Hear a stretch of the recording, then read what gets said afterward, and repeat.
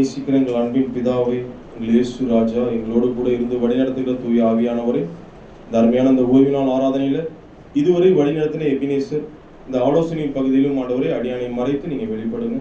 நான் சிறுகவும் நீ பெருகவுமாக நடத்திதாங்க ஆண்டவரை. வந்த ஒவ்வொருவருடைய பிள்ளைகளுடைய இருதயங்களையும் அடியானுடைய இருதயத்தையும் நல்ல நிறங்களாக மாற்றி கொடுங்க ஆண்டவரை. உங்களுடைய நாமம் மாத்திரம் மயப்படுவதாக. இயேசுவின் மூலமே ஜெபிக்கிறோம் எங்கள் நல்ல பிதாவே, ஆமென். ஹல்லேலூயா.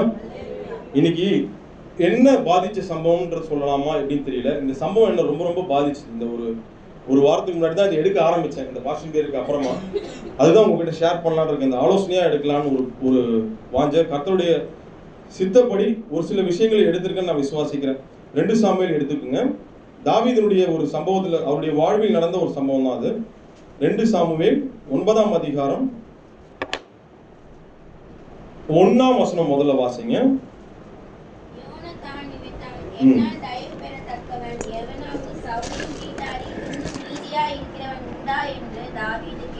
சூப்பர். 3ஆவது வசனம் வாசிமா. அப்பொழுது ராஜா, தேவன் நிமித்தம் நான் சவுலின் குடும்பத்தாருக்கு தயை செய்யும்படி அவன் வீட்டாரில் யாதொருவன் இன்னும் மீதியாய் இருக்கிறானோ என்று கேட்டதற்கு சீபா ராஜாவை பார்த்து, இன்னும் யோனத்தானுக்கு 2 கால்களும் குணமான ஒரு குமாரன் இருக்கிறான் என்றான். போதுமா, இது ரொம்ப இதுக்குள்ள டீப்பா போகல. நான் இதுல இருக்கிற சில சப்ஜெக்ட்ஸ் நான் கூட ஷேர் பண்றேன். இந்த ஆலோசனைக்கான தலைப்பு பாத்தீங்கன்னா, இயேசுவின் நிமித்தம் தயவு காட்டுகிறோமா. என்ன தலைப்பு? இயேசுவின் நிமித்தம் தயவு காட்டுகிறோமா பிறர் மீது. இந்த சம்பவத்தை என்ன ரொம்ப டச் பண்ண ஒரு விஷயம். எத்தனை பேருக்கு இந்த சம்பவம் தெரிஞ்சுன்னு தெரியல. லைட்டா அதை பத்தி சொல்லிடுறேன். தாவீது யார்? முதல்ல அவர் ஒரு ராஜா. தாவீது ராஜா எல்லாருக்குமே தெரியும். அவர் பாருங்க, இந்த 9ஆம் வசனம் 1 எப்படி ஆரம்பிக்குது பாருங்க. தன்னுடைய உயிர் சிநேகிதனா காணப்படுகிற யோனத்தானின் நிமித்தம் அவர் என்ன காட்டுறாரா? அந்த வசனம் வாசிங்க. யோனத்தான் நிமித்தம் என்னால் தயவு பெறத்தக்கவன் எவனாவது சவுலின் வீட்டாரில் இன்னும் இருக்கிறானா. பாருங்க, அதை கேட்டு அவர் என்ன மாதிரியான தயவு அங்க காட்டுறாருன்னு தான் உங்ககிட்ட ஷேர் பண்ண போறேன். பாருங்க, அவர் அந்த 3ஆம் வசனத்துல பார்க்கும்போது 2 விதமான தயவு அங்க காட்டுறாரு. யாருமே இல்லாத தகப்பனையும் தாயையும் இழந்த ஒரு பிள்ளைக்காக, பிளஸ் அந்த பிள்ளை எப்படிப்பட்ட பிள்ளையா இருக்கு? 2 கால்களும் முடமான ஒரு ஊனமுற்ற ஒரு பிள்ளையாக காணப்படுகிற அந்த பிள்ளை மீது தான் காட்டுகிற கருணையை அங்க போடப்பட்டிருக்கு. இது ரொம்ப ரொம்ப பாதித்த ஒரு காரியம். இன்னைக்கு கிறிஸ்தவர்களாக நாம இன்னைக்கு இருக்கிறோம், பல வருட கிறிஸ்தவர்களாக இருக்கலாம். ஆனா நம்ம தயவு காட்டுகிறதுல நாம எப்படி இருக்கிறோம் அப்படின்றது நம்ம இன்னைக்கு நம்ம எல்லாமே ஒரு எடை போடுறதுக்கு இந்த ஆலோசனை உதவும் நான் நம்புறேன். எத்தனை பேர் விசுவாசிக்கிறீங்க? நம்மளை சுற்றி இருக்கிறவங்க மீது நம்ம எப்படி தயவு காட்டுகிறோம்? நம்ம எல்லாமே கிறிஸ்தவர்கள் தானே. பெயரிலே கிறிஸ்தவம் என்ற அந்த கிறிஸ்து என்ற வார்த்தை ஒட்டி கொள்கிறது அனைவரும். கரெக்டா நான் சொல்றது? அந்த தயவு காட்டவில்லைன்னா இன்னைக்கு நின்று நான் பேசிட்டு இருக்க மாட்டேன். முதல்ல என்ன குறித்து நான் சொல்றேன்னா, கிறிஸ்துவானவர் என் மீது தயவு காட்டவில்லைன்னா இந்த மேடையில் நின்று பேசிட்டு இருக்க மாட்டேன். என்னுடைய இயற்கையான கோப குணத்துக்கு எங்கேயாவது ஒரு ஜெயில நின்றுட்டு உள்ளுக்குள்ள இருந்துட்டு எனக்காக ஜாமீன் எடுப்பியாமான்னு வெளியே உள்ளுக்குள்ள இருந்தோம்னா நான் பேசிட்டு இருக்கோம். ஏன்னா என்னை சுற்றிய நட்பு வட்டாரம் அப்படி இருந்துச்சு அடையாளம் நமக்கு இருக்கிறப்போ. ஆனா தெய்வம் என்ன பாதுகாத்து நீ பேச வைக்கணும். ஆமென், ஹல்லேலூயா. என்னுடைய அவசர புத்திக்கு நான் எங்கேயாவது 100 வேலையை விட்டுட்டு 101வது ஒரு வேலையை விட்டுட்டு இன்டர்வியூல அந்த ஓனருக்கு முன்னாடி இங்கிலீஷ்ல தத்தி பேசிட்டு இருந்திருக்கலாம். ஆனா இன்னைக்கு இந்த ஒரு வேலையை கொடுத்து இங்க நின்று பேச வைக்கிறாருன்னா அவருடைய தயவு. ஆமென், ஹல்லேலூயா. எல்லாமே அவருடைய தயவு தான். பாவத்தின் சம்பளமான மரணம், அந்த சம்பளத்தை பெறுவதற்கு முன்னாடி ஆணவத்துல துளி பேசிட்டு இருந்திருக்கலாம். ஆனா இன்னைக்கு அதெல்லாத்தையும் விட என்னை காப்பாத்தி இங்க நின்று பேச வைக்கிறாருன்னா அது கிறிஸ்துவினுடைய தயவு. இப்ப நமக்குள்ள ஒரு கேள்வி எழுது. தன் உயிர் சிநேகிதனான யோனத்தானின் நிமித்தம் தாவீது ஒரு காரியத்தை அங்க செஞ்சிருக்கிறாருன்னா, கிறிஸ்து இயேசுவின் நிமித்தம் எத்தனை ஊனமுற்றவர்கள் நம்மளை சுற்றி இருக்கிறாங்க, எத்தனை திக்கற்றவர்கள் நம்மை சுற்றி இருக்கிறாங்கன்றத நம்மளே சொல்லவே வேண்டாம். கரெக்டா? நம்மளை சுற்றி எத்தனை பேர் கிறிஸ்துவை அறியாத ஜனங்கள். ஊனம்ன்றது முதல்ல இந்த பிசிக்கலாக மாத்திரம் இல்லைங்க, உண்மையான ஊனம் எது தெரியுமா? கிறிஸ்துவை அறியாததுதான். எது புரியுதா நான் சொல்றது? கிறிஸ்துவை அறிய, கிறிஸ்து இல்லாதவனே திக்கற்றவன், உண்மையான திக்கற்றவன். அப்ப நம்மள கொஞ்சம் யோசிச்சு நம்மளே சிந்திக்கணும்.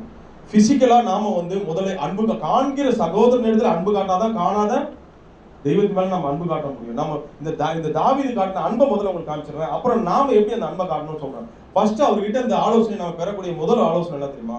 அந்த தாவீது கிட்ட இருக்கிற முதல் ஆலோசனை விசாரிக்கிற குணம். ஒரு ராஜாவை விசாரிக்கிறார். எப்படி விசாரிக்கிற ஒன்னாம் வசனத்துல யாருக்கு எப்படி விசாரிக்கிறாமா? வாசிங்க.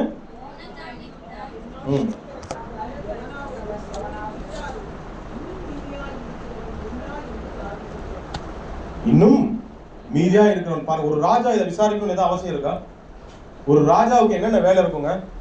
அவர் இந்த இடத்துல ரொம்ப பிடிச்ச இந்த விஷயம் எல்லாம் ஏன் பைபிள்ல ஆர்டர் போட்டு வச்சிருக்காரு பாருங்களேன். தாவீது எவ்வளவோ காரியங்கள் பண்ணிருக்காரு. ஒரு ராஜா எவ்வளவு காரியங்கள்லாம் பண்ணிருக்காரு. பல வெற்றிகள் அடைஞ்சிருப்பாரு. அதெல்லாம் குறித்து பைபிள்ல போடப்பட்டிருக்கு அதிகமா.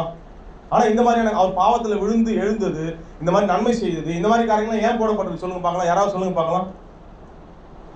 பைபிள்ல எழுதணும்னா 10 பத்தாது. நிறைய விஷயங்களை தாவீது ஒரு ராஜாவை குறித்து என்னன்னு எழுதலாம். பல வெற்றிகளை குறித்து எழுதலாம். அதெல்லாம் கூட எழுதாம இந்த மாதிரி ஏன் எழுதிருக்காங்க சொல்லுங்க பார்க்கலாம். நீங்களும் நானும் அதை கடைப்பிடிக்கணும். ஹல்லேலூயா. நமக்காகவே தேவன் முன்னாடி எழுதி வச்சிருக்காரு. நம்மளும் இந்த மாதிரியான ஆலோசனை பெறணும். இன்னைக்கு நீங்களும் நானும் கிறிஸ்துவுக்குள்ள அபிஷேகம் பண்ணப்பட்ட ஆசாரியர்களாகவும் ராஜாக்களாகவும் இருக்கணும். எத்தனை பேர் விசுவாசிக்கிறீங்க? தாவீதாவது தேவனுக்கு இருதயத்துக்கு ஏற்ற தாசனாக இருந்தார். நாம எப்படி இன்னைக்கு அவருடைய கர்த்தராகிய இயேசு கிறிஸ்துவினால் நாம எப்படி இருக்கிறோம்? அவருடைய பிள்ளைகளாக இருக்கிறோம். எத்தனை பேர் விசுவாசிக்கிறீங்க? தாவீதுக்கு ஒரு யோனத்தான். அந்த யோனத்தானின் நிமித்தம் அவர் தயவு காட்டுறாரு.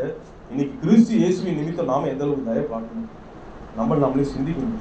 நம்மை சுற்றி எல்லாருமே எல்லாம் பலமானவங்களோ இல்லது எல்லாம் வசதி படைத்தவங்களோ இல்லை. எத்தனையோ பேர் திக்கற்றவங்க, ஏழைங்க எத்தனையோ பேர் இருக்கிறாங்க. நம்முடைய கருணை பார்வை எப்படி இருக்கிறது? கிறிஸ்துவின் நமக்குள் கிறிஸ்து இருந்தால் அந்த பார்வை நமக்கு இருக்கும்னு எத்தனை பேர் விசுவாசிக்கிறீங்க? கரெக்டா? நாம இன்னைக்கு வாழ்கிற வாழ்க்கை கிறிஸ்துவை வெளிப்படுத்துகிற வாழ்க்கையாக இருக்க வேண்டும். அதுதான் ரொம்ப முக்கியம். நம்ம இந்த இதயத்துக்குள்ள என்ன இருக்குதோ அதுதான் வெளியில வரும். கரெக்டா? இதயத்தின் நிறைவினால் ஒரு குடிகாரன்னு சொல்லக்கூடாது. அந்த மனிதருக்கு திருந்தி வாழலாம். கர்த்தர் அவங்க மாத்துவார். அல்லேலூயா. அந்த மனிதர் குடிக்கும் பொழுது உள்ளுக்குள்ள போன பிறகு என்ன வெளியில வரும்? இல்லாத வார்த்தை இருந்தாலும் வரும், பேட் எல்லாம் வெளியில வரும். ஆனா கிறிஸ்துவாகி அந்த அன்பை ருசிச்ச நாமக்குள்ள என்ன வெளியில வரணும்?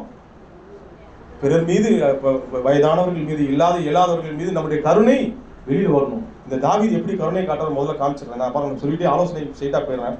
அந்த கருணை எப்படி காட்டுறாரு பாருங்க. 7ஆம் வசனம் வாசிங்க. அந்த 2 கால்களும் முடமான ஒரு ஊனமுற்ற தகப்பன் இல்லாத அந்த ஒரு மனிதன் மீது அவர் எப்படி அன்பு காட்டுறாரு? 7ஆம் வசனம் வாசிங்க பார்க்கலாம். 9-7.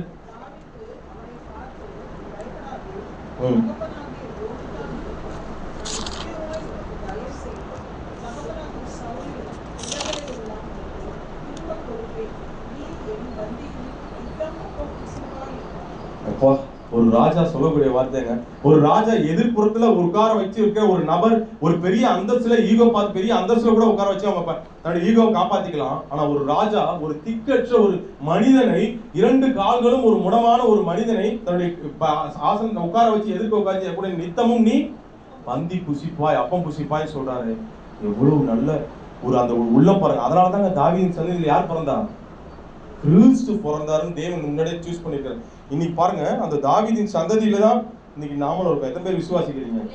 இன்னைக்கு நம்மளுடைய கருணை எப்படி இருக்குது பாருங்க. அவர் பாருங்க 2 அதுக்கு முன்னாடி வரணும் கூட விசாரிச்ச மனுஷன் ஃபர்ஸ்ட் விசாரிக்கிற குணம் நமக்கு கர்த்தர் கூட நமக்கு அந்த ஆலோசனை முதல் ஆலோசனை விசாரிக்கிற குணம் நமக்கு தினமும் நம்ம விசாரிக்கிற குணம் வேணும். நம்மளை சுற்றி சார்ந்து இருக்கிற ஜனங்கள் எப்படி இருக்கிறாங்க? பக்கத்துல உணவு இல்லாம ஏதாவது திக்கெட்ட இருந்தாலும் நம்ம என்ன பண்ண நம்மளால முடிஞ்சதை அதுக்குதான் கிறிஸ்தவர்களா இருக்கும். அவங்களுக்கு அதுமா அண்ணன் அந்த உணவு மட்டும் இல்ல, கிறிஸ்துவை அறியாதவர்களா இருந்தா அவங்களுக்கு கிறிஸ்துவை குறித்தும் இதெல்லாம் எடுத்த பெரிய பிரச்சனை இருக்கலாம். நான் உங்களுக்கு ஷார்ட்டா சொல்றேன். அப்ப அந்த ஆவிக்குரிய உணவையும் யார் கொடுக்கணும்?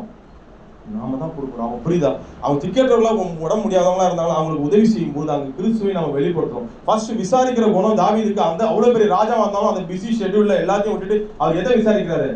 யோனத்தான், தன்னுடைய உயிர் சிநேகிதனான யோனத்தானின் நிமித்தம் கேட்டு விசாரித்து செய்யறாரு. கரெக்டா? இன்னைக்கு நாமளும் அபிஷேகிக்கப்பட்ட நாமளும் மற்ற சுற்றி இருக்கிற மனிதர்கள் மீது கருணை கூறணும். அப்படி விசாரிச்சு அவர் என்ன பண்றாரு?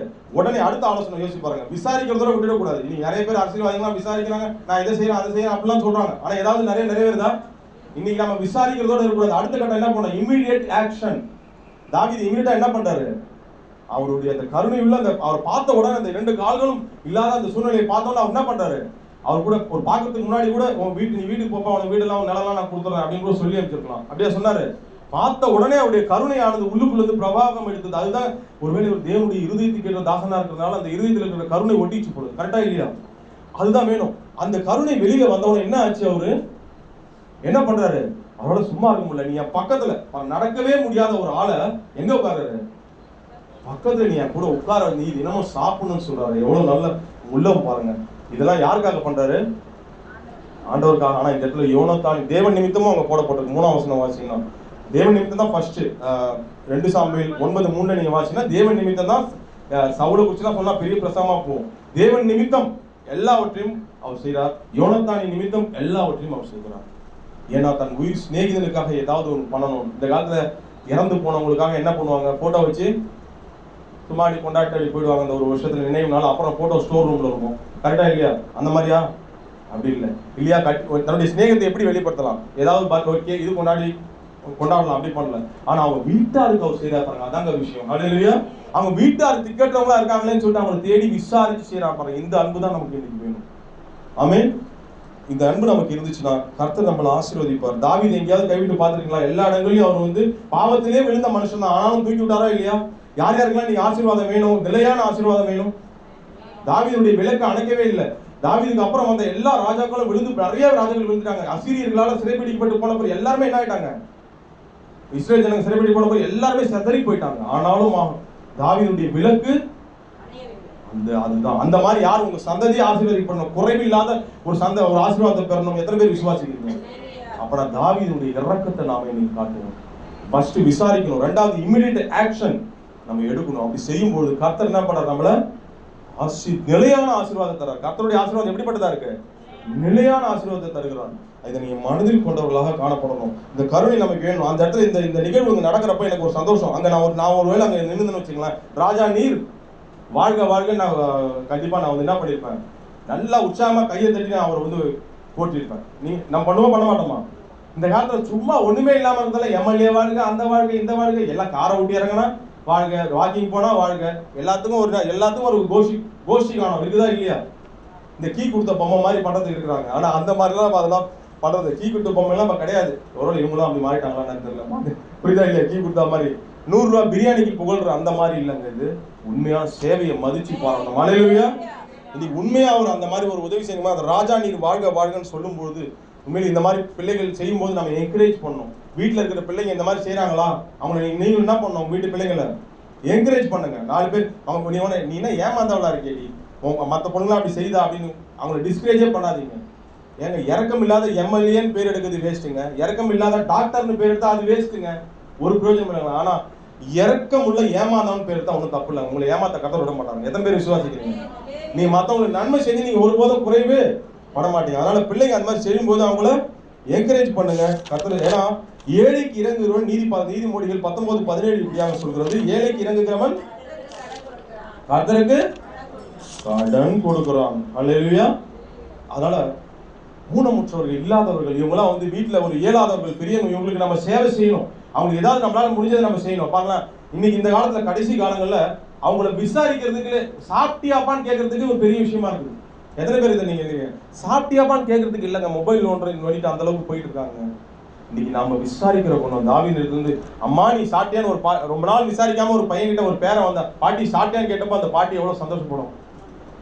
அந்த விசாரிக்கிற குணம் தாவீது கிட்ட பாருங்க. விசாரிச்சு தன்னுடைய அன்பை வெளிப்படுத்தினார் பாருங்க. Immediate action. அந்த குணம் நமக்கு ஆண்டவருடைய பிள்ளைகளாகி நமக்கு என்ன நமக்கு வேணும். இன்னைக்கு ஏன் நான் இதை சொல்றேன்னா, யோனத்தானின் நிமித்தம் இங்க போடப்பட்டிருக்கு. நான் ஏன் தலைப்பு கிறிஸ்துவின் நிமித்தம் வச்சிருக்கேன். 2 பேருக்குள்ள கம்பேரிசன் மட்டும் சொல்லி நான் முடிச்சிடுறேன். யோனத்தானை குறிச்சு பாக்குறப்போ அவர் யோனத்தான் எப்படிப்பட்டவர்?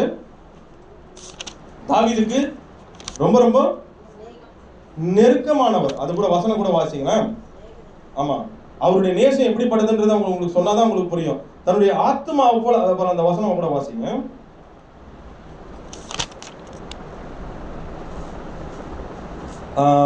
ரெண்டு சாமுவேல் 18:1 வாசிமா. 2 சாமுவேல் சாரிப்பா 1 சாமுவேல் 18:1 வாசிமா.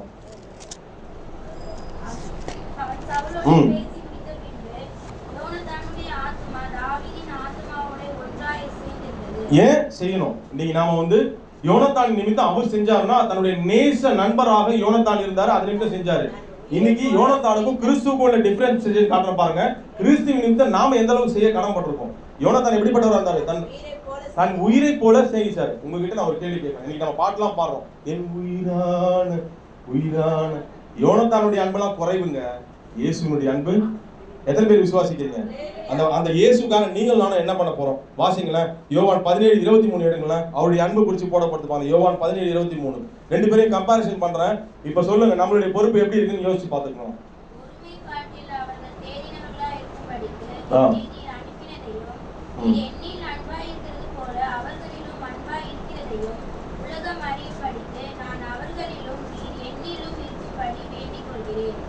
இவரும் ஆத்மாவோட நம்மளோட இருக்கிறாரா?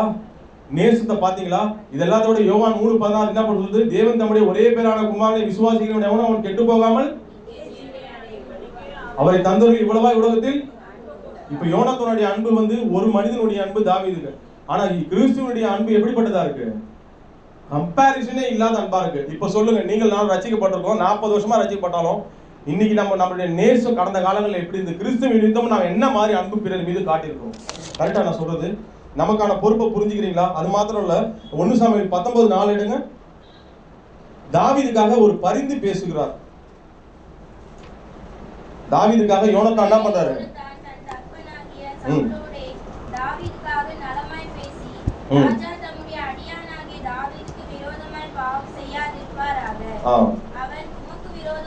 பாவம் செய்யவில்லை. பாருங்க, தாவீது ஏன் இந்த அளவுக்கு யோனத்தான் நிமித்தம் அந்த பிள்ளைக்கு செய்யறாரு? அந்த ஊனமுற்ற அந்த 2 காலும் முடவமான அந்த பிள்ளை ஏன் செய்யறாருன்னா, காரணத்தை புரிஞ்சுட்டீங்களா? இவருக்கு விரோதமாக ராஜா எதுவும் பண்ண விடாம யார் பரிந்து பேசுறா? யோனத்தான் பரிந்து பேசி காப்பாத்திருக்கிறார் தாவீதை. அதெல்லாம் நினைச்சு பார்த்தா செய்யறாரு. இன்னைக்கு உங்ககிட்டயும் என்கிட்டயும் நானும் கேள்வி கேட்டுக்கிறேன். உங்களுக்காகவும் எனக்காகவும் இன்னைக்கும் இயேசு கிறிஸ்து பரிந்து பேசுறாரு. எத்தனை பேர் நீங்க விசுவாசிக்கிறீங்க? கரெக்டா? உங்களுக்காகவும் எனக்காகவும் இன்னைக்கும் அந்த தெய்வம் வந்து சிலுவையில இருந்து ஜெயிச்சு அங்க போய் மகுடத்தை எண்ணிட்டு இல்ல, அந்த முத்துக்களை எண்ணி பார்த்து உட்கார்ந்துட்டு இல்ல, நமக்காக பரிந்து பேசுகிறார் அந்த தெய்வம். அழிந்து கொண்டிருக்கிற ஆத்மாக்கள் உண்மையான ஊனமுற்றவர்களாக கிறிஸ்துவ இல்லாத அந்த ஜீவன்களுக்காக பரிந்து பேசி கொண்டிருக்கிறார். நாம என்ன பண்ண போறோம்? நம்மை சுற்றி இருக்கிற ஜனங்களுக்கு நம்ம மறுபடியும் போய் சிலுவையில் நம்ம போய் அரைஞ்சி நம்ம நன்றியை வெளிப்படுத்த முடியாது. நம்மளால முடிஞ்ச நன்மைகளை வாயில சொல்லலாம். கரெக்டா? வயதானவர்களுக்கு, திக்கற்றவர்களுக்கு நம்மளால முடிஞ்ச உதவிகளை செய்யும்போது பிசிக்கல்ல தான் நம்ம முதல்ல செய்யணும். அப்பதான் ஆத்மாக்களுக்கு அவங்க என்ன பண்ண முடியும்? பசியோடு கூட இருக்க அந்த மனிதனுக்கு உணவளித்து நீ கிறிஸ்துவை அறிவிக்கும் பொழுது அந்த ஊனத்தை அந்த ஒரு காரியத்தை நீங்க சரி செய்றீங்க. அங்க நீங்க இயேசுவின் நிமித்தம் நீங்க அங்க செய்ய ஆரம்பிச்சிருங்க. இமிடியேட் ஆக்ஷன்ல இறங்கிறீங்க. எத்தனை பேர் விசுவாசிக்கிறீங்க? அதான் அந்த காலத்துல ஒரு வார்த்தை சொல்லுவாங்க, அந்த சாப்பாட்டுல ஒரு மோசமான கூட்டம் இருக்கு. சாப்பாட்டுல விஷம் வச்சு கொல்றவங்கன்னு ஒரு கூட்டம் அந்த காலத்துல பண்ணுவாங்க. பாத்துக்கலாம், விஷம் வச்சு என்ன பண்ணுவாங்க? ஆனா அது வேற கூட்டம். அந்த கூட்டம் நமக்கும் அதுக்கும். ஆனா சாப்பாட்டுல இயேசு கிறிஸ்துவினுடைய அன்பை வச்சு நம்ம கொடுக்கணும். அல்லேலூயா. ஒவ்வொரு காரியங்களையும் இயேசு கிறிஸ்துவினுடைய அன்பை வச்சு பிறருக்கு கொடுத்து பாருங்க, அவங்களை நீங்க உயிர்ப்பிக்கிறீங்க. எத்தனை பேர் கிறிஸ்துக்குள்ள அவங்க உயிர்ப்பிக்கிறீங்க? அல்லேலூயா. இன்னைக்கு நம்ம எந்த கூட்டத்துல இருக்கிறோம்? நம்ம அன்பை ஒவ்வொரு காரியத்திலையும் இணைச்சு வச்சு கொடுத்து பாருங்க. கிறிஸ்துவின் நிமித்தம் நீங்க யோனத்தானை விட பன்மடங்கு, நீங்க யோனத்தானை விட அதிகமான நிறைய மோவி, அவங்க பேர் என்னப்பா? அவங்க பேர் ஃபுல்லா நுழைய மாட்டேங்குது. மோவி அத்தனை பேர் இன்னைக்கு இருக்கிறாங்க. புரியுதா? நீங்க பிசிக்கலா தேடணும்னா ரயில்வே ஸ்டேஷன்லயும் நிறைய இடங்கள்லயும் ஊனமுற்றவங்க, கண் பார்வை இல்லாதவங்க எத்தனையோ பேர் இருக்கிறாங்களா இல்லையா? ஆசிரமத்திலயும் இருக்கிறாங்க. உங்களால முடிஞ்ச நம்ம ஏதாவது ஒரு பர்த்டே செலிப்ரேட் நாமளே கொண்டாடுறதை விட அந்த மாதிரி பிள்ளைங்களுக்கு நம்மளால முடிஞ்சதை இயேசுவின் நிமித்தம் செய்யறதுக்கு நம்ம பழகலாம். அல்லேலூயா. நீங்க ஸ்பிரிச்சுவலா உங்களுக்கு ஏதாவது செய்யணும்னு ஆசைப்படுறீங்களா? எஸ், கண்டிப்பா ஸ்பிரிச்சுவலா செய்யணும் அல்லவா? உங்களை சுத்தியே இருக்கிறாங்க நிறைய. எத்தனை உங்களை சுத்தியே ஸ்பிரிச்சுவலா நிறைய ஊனமுற்றவர்கள், எத்தனையோ 2 கால்களும் முடமானவர்களை போல எத்தனையோ கிறிஸ்துவ அறியாத ஜனங்கள் இருக்கிறாங்க. எத்தனை பேர் நம்புறீங்க? அவங்களுக்கும் நீங்க கிறிஸ்து நிமித்தம் செய்ய வேண்டிய பொறுப்பு அதிகமாக இருக்கிறது. இன்னைக்கு வருகை வந்துருச்சுன்னா நம்மளாம் எடுக்கப்பட்டு போயிடுவோம். ஏன்னா நமக்கு ஆவியானவருடைய பலன் இருக்கு. ஓகே. ஆனா வருகையில எடுக்க முடியாத அளவுக்கு ஊனமுற்றவர்களாக எத்தனையோ ஜனங்க இன்னைக்கு இருக்கிறாங்க. அவங்க மேல பரிதாபம் நம்ம கொள்றோமா? சுவிசேஷத்தை அறிவிக்கிறோமா? கிறிஸ்துவாகி அந்த கிறிஸ்து நமக்குள்ள இருக்கிறார். அந்த அன்பை நமக்குள்ள யாரும் அணை போட்டு தடுக்க முடியாது. நம்மளால முடிஞ்சதை நம்ம சொல்லிக்கொண்டே இருக்கிறோமா? அதுதான் நீங்களும் நானும் கிறிஸ்துவின் நிமித்தம் தயவு காட்டுகிறதுக்கு அடையாளம். அல்லேலூயா. எனக்கு ரொம்ப கவர்ந்தது நான் சொன்ன காரியத்துல தாவீதுக்காக அவர் பரிந்து பேசுறாரு. யாருக்கிட்ட? சவுல் கிட்ட பேசுறாரு. அது ஒரு நியாயம். ஏன்னா தாவீது யாரு? ஒரு நீதிமான். கரெக்டா? நான் சொல்ல கரெக்டா? ஒரு கிளாஸ் கூட பண்ணிக்கலாமே. கிளாஸ் பண்ணலாமா? தாவீதுக்கு ஒரு கிளாஸ் பண்ணலாமா?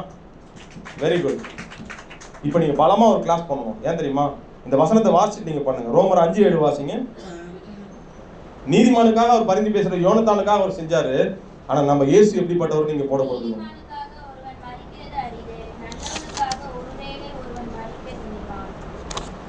ஆனால் அந்த வசனம், அடுத்த வசனம் சொல்லுது, நாம் பாவிகளா இருக்கையில் கிறிஸ்து நமக்காக மரித்ததினாலே நம்மேல் வைத்த தமது அன்பை.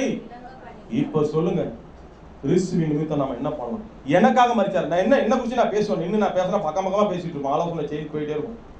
எனக்காக அந்த தெய்வம், இந்த பாவிக்காக மரிச்ச அந்த தெய்வத்துக்கு நான் என்ன பண்ண போறேன்?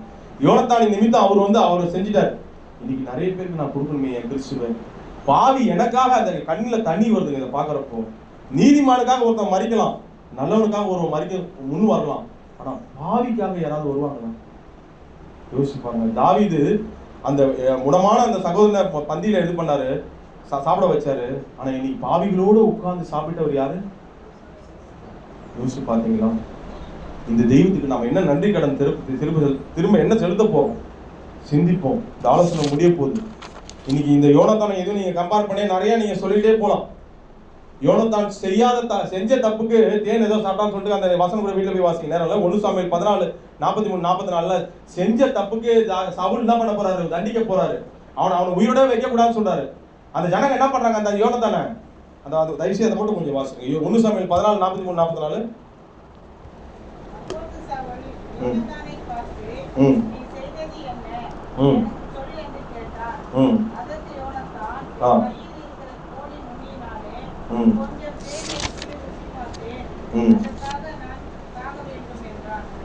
பாருங்க, அதுக்கு சாவறதுக்கு கிட்டத்தட்ட பிக்ஸே பண்ணிட்டாரு யாரு? சவுல். ஆனா ஜனங்க என்ன பண்றாங்க பாருங்க, 44ஆம் வசனத்துல.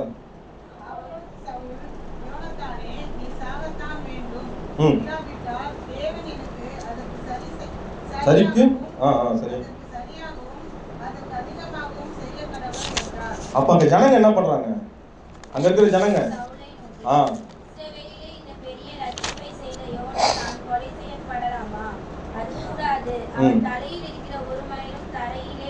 ஏங்க பாருங்க, அந்த ஜனங்க என்ன பண்றாங்க? யோனத்தானை காப்பாத்துறாங்க. கரெக்டா? ஒரு யோனத்தானை காப்பாத்துறாங்க. கரெக்டா? இன்னைக்கு நான் உங்களுக்கு எனக்கு ஒரு கேள்வி கேட்கிறேன். உங்களுக்காகவும் எனக்காகவும் சிலுவையில மறைச்சு அந்த மரிக்க போற அந்த இயேசு கிறிஸ்துவுக்கு ஜனங்கள் என்ன சொன்னாங்க தெரியுமா? அவனை சிலுவையில், மார்க் 15:13-14 போடப்பட்டிருக்கு, அவனை சிலுவையில் அறையும் அறையும். இந்த யோனத்தானின் நிமித்தம், இப்பேற்பட்ட இந்த யோனத்தானுக்காக தாவீது அப்படி செய்யறாருன்னா, உங்களுக்காகவும் எனக்காகவும் அன்னைக்கு நின்று அவங்களுக்காக பரிந்து பேசுறது கூட ஆள் கிடையாது. இந்த மாதிரி ஜனங்களாவது அவங்க இருக்கிறாங்க. அன்னைக்கு இயேசு கிறிஸ்துவுக்கு பரிந்து பேசுறதுக்கு ஜனங்க கூட இல்ல. எல்லாரும் என்ன பண்றாங்க? யாருக்காக சிலுவையில் அறையப்படுறாரோ அவங்களே அவரை பார்த்து என்ன சொல்றாங்க? நீ சிலுவையில் அவரை அறையும் அறையும் சொல்றாங்க. இப்ப சொல்லுங்க, முடிக்க போறோம். நீங்களும் நானும் கிறிஸ்துவின் நிமித்தம் என்ன பண்ண போறோம்? தயவு காட்டுகிறோமா? நம்மை சுற்றி இருக்கிற ஜனங்கள் மீது நம்ம தயவு காட்டுவோமா? நம்மளால இது முடிந்த உதவிகளை சரீர பிரகாரமாகவும் ஆவிக்குரிய பிரகாரமாகவும் நம்ம கொடுப்போமா? ஏன்னா ஆசீர்வாதம், நீ ஆசீர்வாதமா இருப்பாய், நான் உன்னை திரளாய் பெருக பண்ணுவேன் என்று நம்ம நிறைய வார்த்தையில ஆண்டவருடைய கையில இருந்து நம்ம வாங்கிறது ரெடியா தான் இருக்கணும். அதெல்லாம் ஆண்டவர் செய்வார், விசுவாசிக்கிறீங்களா? இல்லைன்னு சொல்ல. ஆனா அதே கைகள்ல இன்னொரு இதுவும் இருக்கு. யாரை நான் அனுப்புவேன்னு சொல்லி ஒரு ஆதங்கப்படுறதுக்கு, யார் எனது காரியமாய். அப்ப கிறிஸ்துவின் நிமித்தமாக நாம் தயவு காட்ட ரெடியா இருக்குவோமா? இந்த ஆலோசனை முடிக்கிட்டா இம்மீடியட் விசாரிக்கிற குணத்தை வளர்த்துக் கொள்வோமா? இம்மீடியட் ஆக்ஷன்ல இறங்கிடுவோமா தாவீதை போல? அதுக்குதான் நீங்கள் நானும் அழைக்கப்பட்டிருக்கோம். ஆமென். வாழ்வை ஒரு வாழ்வு தான், அதை அர்த்தமுள்ள ஒரு வாழ்வாக ஆக்குவோம். கிறிஸ்துவின் நிமித்தம் அது இருக்கட்டும். ஹல்லேலூயா. God bless you all.